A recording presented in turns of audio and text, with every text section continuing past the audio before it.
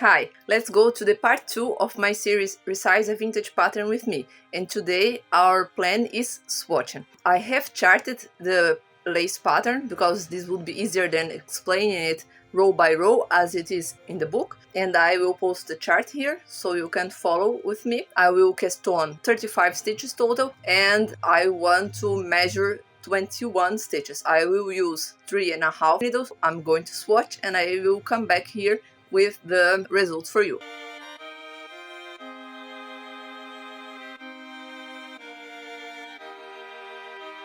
So I have swatched. Here is my swatch. I have worked the repeat twice, which means I worked 40 rows and 3 rows in each edge. Now I'm going to measure. How do we measure lace? It's very hard to count the stitches in this jumble here, so we're going to measure the entirety of my swatch here, excluding the garter edges. 13 centimeters and 75, sort of. Here I know that I have exactly 10 centimeters, so 40 rows in 10 centimeters for this, but this will be a little more tricky. I will divide my number of stitches by the centimeters I got there and get my gauge per centimeter. Here it is, and then I can just multiply this by 10 and learn my gauge in 10 centimeters, 22.5 stitches. It is less than what I wanted, which means that the garment will turn out smaller than I intended. I will have a little bit of negative ease at the bust if I proceed with that. Let me see how much, then just get my total number of stitches and divide by my gauge per centimeter,